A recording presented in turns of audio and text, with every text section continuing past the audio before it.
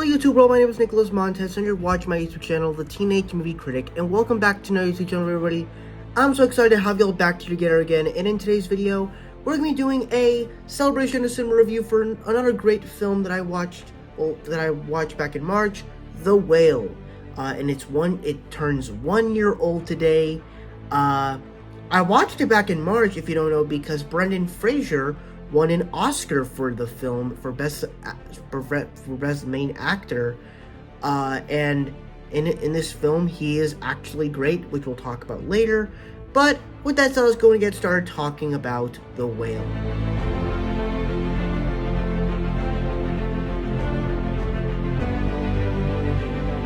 So when it comes to the story of this movie, it's quite relatable, as you have this father, this man who teaches online college courses, online college English classes, and he doesn't have his camera on, and he is obese. He's gay, he lives in a home, he has someone help him, but leaves, but a somewhat comes and goes assistant. But he also has an off relationship with his daughter and has left her for 9 years for another guy, and he's also divorced with his wife, but he fell in love with one of his students, so he became gay. And so all of this stuff, and as you go throughout the movie, each day leads to him just getting sicker and sicker and sicker. And I think throughout this whole story, it plays actually very well and very profound and well acted, to where it can actually be pretty funny, but it can also be very emotional and just very mean-spirited, that it's like, how is this movie even a thing?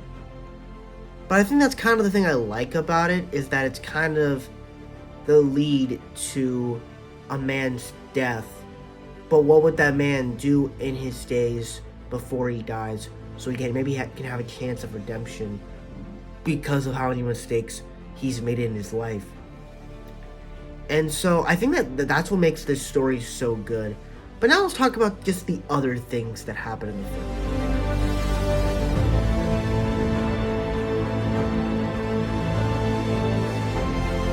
And I think the performances from pretty much everyone are great.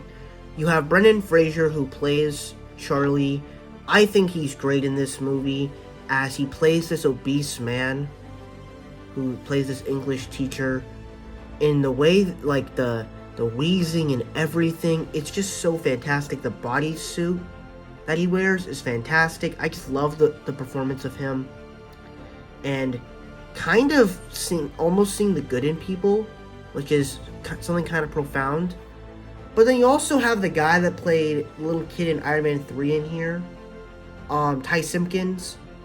I thought he was pretty good, as he believes that the world is suddenly coming to an end, that something much better and greater could be here, which, that is something that we can kind of all think about, really.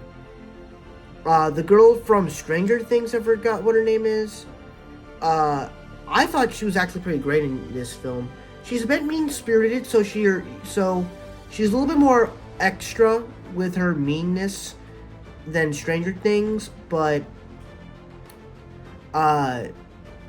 if you really think about it, what I love about her character is that throughout the entire film, Charlie just wants to reconnect with her because she wants someone to be there for her, to know that she's going to be okay, because she cares about people.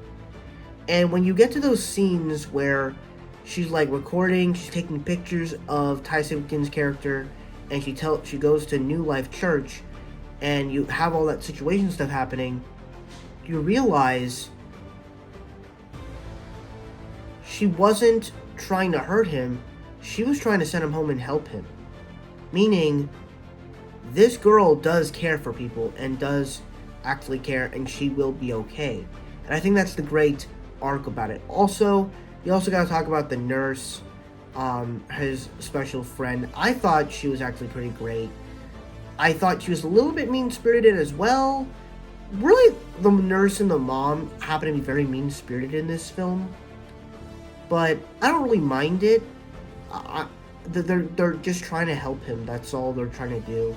But yeah, all the performances in this film are great, and it feels you can feel like all the characters are real and they have a certain history with one another.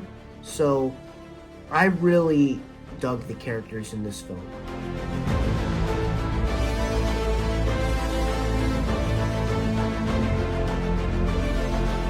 And with the emotions in this film, I feel like that this movie makes you feel so many emotions. I mean, if you're a person that is insecure of the way you look or the fact that you would eat too much, even then, like, I'm a growing guy. Like, I'm a growing boy. I would, especially if with certain meals that my mom makes, I would eat like 2 plates. Now, I wouldn't eat 2 plates during Thanksgiving, but when it comes to like certain dinners like spaghetti, I would have like 2 bowls.